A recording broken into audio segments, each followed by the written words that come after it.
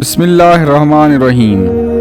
ایک نوجوان زار و قطار روتا ہوا حضور پاک صلی اللہ علیہ وآلہ وسلم کے دروازے پر پہنچا اور روتے ہوئے زور سے دروازہ کھٹکھٹانے لگا۔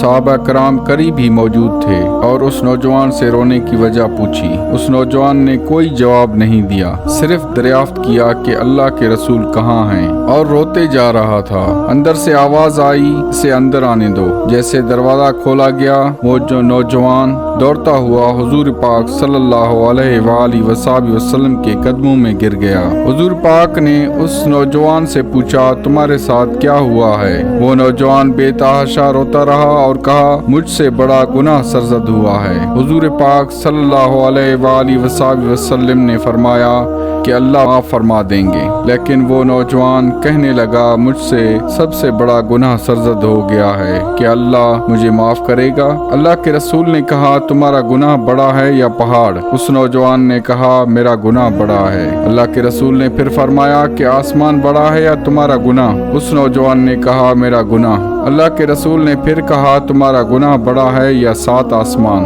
اس نے کہا، میرا گناہ۔ آخر اللہ کے رسول نے کہا، تمہارا گناہ بڑا ہے یا اللہ کی رحمت؟ اس نوجوان نے کہا، اللہ کی رحمت بڑی ہے۔ تو اللہ کے رسول نے دریافت کیا، بتاؤ تم نے کیا کیا ہے؟ اس نوجوان نے کہا کہ گاؤں میں جو بھی فوت ہو جاتے تھے، جب انہیں دفن کرنے قبرستان جاتے تو میں ان کے پیچھے چلا جاتا تھا۔ جب سب میت کو دفن کر کے واپس چلے جاتے تھے تو میں دوبارہ قبر کھود کر اس میت کی کفن اتار دیتا اور اسے ننگا دفن کر کے وہ کفن بازار میں بیچ دیتا اور اس سے اپنا گزارا کرتا تھا۔ یہی میرا معمول تھا۔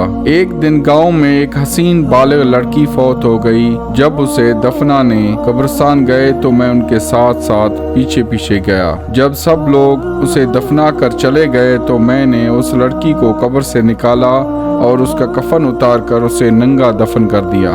جیسے ہی میں واپس جا رہا تھا کہ شیطان نے میرے شہوت کو ابھارا اور میں واپس قبرستان کی طرف لوٹا اور اس لڑکی کو قبر سے زنا کی غرض سے نکالا تو اچانک وہ لڑکی زندہ ہو کر کھڑی ہو گئی اور مجھے کہنے لگی، میں ایک نیک پرہیزگار اور باپردہ لڑکی تھی، آج تم نے مجھے ان قبر والوں کے سامنے ننگا کیا ہے۔ اللہ تعالیٰ تمہیں کبھی معاف نہیں کریں گے اور تمہیں اس دنیا میں اور اس دنیا میں ننگا رکھیں گے۔ یہ کہہ کر وہ لڑکی دوبارہ فوت ہو گئی۔ یہ صورتحال دیکھ کر میرے حواس گم ہو گئے اور میں کپ کپانے لگا اور میرے دل میں اللہ کا خوف آ گیا۔ لڑکی کو اسی حالت میں چھوڑ کر میں آپ کے پاس آیا ہوں۔ تو حضور پاک صلی اللہ علیہ وآلہ وسلم نے یہ سن کر اس نوجوان سے کہا کہ اے نوجوان، میری نظروں سے دور ہو جا، کہیں میری زبان سے تمہارے لیے بد دعا نہ نکلے۔ وہ نوجوان زار و قطار روتا ہوا خانقاہ سے باہر چلا گیا۔ کچھ لمحے بعد حضرت جبرائیل علیہ السلام حضور پاک صلی اللہ علیہ وآلہ وسلم کی خدمت میں پیش ہوئے اور کہا، یا رسول اللہ، اللہ نے فرمایا ہے کہ اے اللہ کے نبی، آپ بھی ہمارے ہیں اور وہ شخص بھی ہمارا ہے۔ اس شخص کو اپنے پاس بلائیں اور اس کے لیے مغفرت کی دعا کریں، میں اسے معاف کر دوں گا۔ تو حضور پاک صلی اللہ علیہ وآلہ وسلم نے تمام صحابہ کرام کو اس نوجوان کو ڈھونڈنے کا کہا۔ تو تمام صحابہ کرام اس جوان کو ڈھونڈنے کے لیے ادھر ادھر دوڑنے لگے۔ حضرت عمر فاروق رضی اللہ تعالیٰ عنہ اس نوجوان کو ڈھونڈتے ڈھونڈتے جنگل میں نکل گئے۔ کیا دیکھتے ہیں، وہی نوجوان سجدے میں اللہ سے معافی مانگ رہے ہیں۔ تو حضرت عمر فاروق رضی اللہ تعالیٰ عنہ نے اس جوان سے کہا کہ اللہ کے رسول نے تمہیں اپنے پاس بلایا ہے۔